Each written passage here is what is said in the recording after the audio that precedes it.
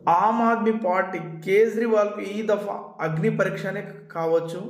గట్టి కాంపిటీషన్ ఢిల్లీలో. అసలు ఏం జరుగుతుంది ఢిల్లీలో, రాజకీయంగా ఏ విధంగా ఉంది, ఒక రణరంగంగా మారింది ఢిల్లీ. ఒకసారి చూద్దాం.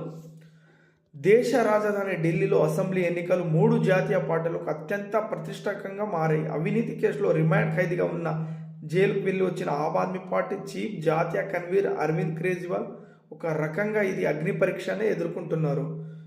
3 సార్లు భాజపా అధికారం చేపట్టిన చిక్కని ఢిల్లీ 3 సార్లు కేంద్రంలో బీజేపీ పవర్లో ఉన్నా కూడా ఢిల్లీని మాత్రం టచ్ చేయలేకపోతుంది. ఒకసారి చూద్దాం.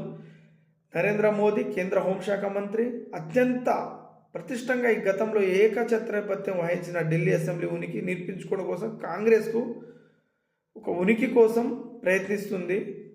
అసలైన పోటీ ఇద్దరి మధ్యలో, బీజేపీకు ఆప్కి ఇద్దరి మధ్యలో గట్టి పోటీ ఉంది. ఇంకా కాంగ్రెస్ అంటే ఇంకా గట్టైన సరైన లీడర్ లేరు ఢిల్లీలో, కాబట్టి ఏదో ఉనికి కోసం ప్రయత్నిస్తుంది. సంక్షేమం ఆప్ జెండా. ఆమ్ ఆద్మీ పార్టీకి కేజ్రీవాల్కు ప్లస్ అయ్యేది కొన్ని చెప్పుకుందాం. ఢిల్లీ మద్యం కేసులో అరెస్ట్, జైలుకు వెళ్ళి వచ్చిన అగ్రనేత పార్టీ నైతిక సార్థం దెబ్బతిన్న విషయం అందరికీ తెలిసిన విషయమే. విద్యం, తాగునీరు, మహిళలకు ఉచిత బస్సు పథకాలపై ఆధారపడే ఎన్నికల ధైర్యంగా ఎదుర్కోవడానికి ఆప్ సిద్ధమవుతుంది. ఢిల్లీ పాఠశాల మొహల్లా క్లినిక్ సౌకర్యాన్ని అందరూ అందుకోలేకపోయినా 3 పథకాలు ధనిక పేద అన్న తేడా లేకుండా అందరికీ అందుతుండడంతో అవే తమను మళ్ళీ అధికారంలో కూర్చోబెడతాయని ఆశాలు కనిపిస్తుంది. దీనికి తోడు ఎన్నికలు గెలిపిస్తే 18 ఏళ్ల పైబడిన మహిళలందరికీ ముఖ్యమంత్రి మహిళా సమ్మాన్ యోజన కింద నెలకు 2100 చెల్లిస్తామని హామీ ఇచ్చింది. ఒకవేళ మేము పవర్లో వస్తే హామీ ఏ విధంగా ఇస్తుంటే, పవర్లో అయితే ముఖ్యమంత్రి యోజన కింద 18 ఏళ్ల పైబడిన ప్రతి ఒక్కరూ మహిళలకు 2100 ఇస్తామని హామీ ఇచ్చారు. 60 ఏళ్ళు పైబడిన వారందరికీ ప్రభుత్వ, ప్రైవేట్ ఆసుపత్రుల్లో ఉచిత వైద్యం అందిస్తామని హామీ ఇచ్చింది. ఒకవేళ మేము పవర్లో వస్తే మళ్ళీ ప్రైవేట్ కాకుండా ప్రభుత్వం అన్ని ఏ హాస్పిటల్ అయినా ఉచితంగా ట్రీట్మెంట్ అందిస్తామని హామీ ఇచ్చింది.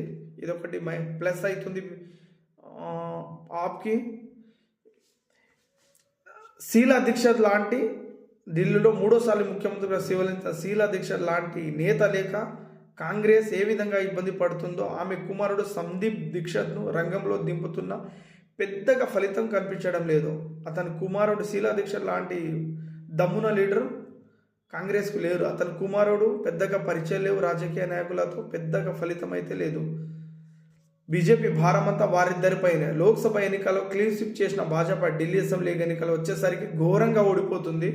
25 ఏళ్ళగా ఆ పార్టీ అధికారంలో లేదు. బీజేపీ 25 సంవత్సరాల ఢిల్లీలో అధికారం ఇప్పుడు వరకు చేపట్టలేదు. 25 సంవత్సరాలు అప్పుడు, కానీ 25 సంవత్సరాల నుంచి అసలు అధికారంలో లేదు భాజపా.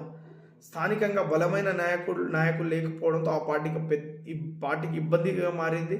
మోదీ, అమిత్ షాలే అభ్యర్థులుగా ప్రచారం చేయాల్సి వస్తుంది. ఇద్దరు తప్ప ఇంకా దమ్మున్న లీడర్స్ లేరు బీజేపీకి ఢిల్లీలో. కేజ్రీవాల్కు పోటీగా ఈసారి భాజపా మాజీ ముఖ్యమంత్రి శాబ్ సింగ్ వర్మ కుమారుడు పర్వేజ్ వర్మ రంగంలో ఉన్నారు. ఆయన క్షేత్రస్థాయిలో పెద్దగా పరిచయం లేని నేత, కానీ కేజ్రీవాల్ ఆయన పార్టీ నేతలపై అవినీతి ఆరోపణలు భాజపాకు ఈ ఎన్నిక అస్త్రంగా మలుచుకుంటుంది. అయితే అదే అంశం జార్ఖండ్ అసెంబ్లీ ఎన్నికలకు భాజపా ఫలితం ఇవ్వలేదు. ఇక్కడ గమనించాలి, ఎలాగైనా గెలవాలని బీజేపీ ప్రయత్నిస్తున్న ఢిల్లీలో ఎలాగైనా మళ్ళీ నా స్థానం నిలబెట్టుకోవాలని ఆప్ని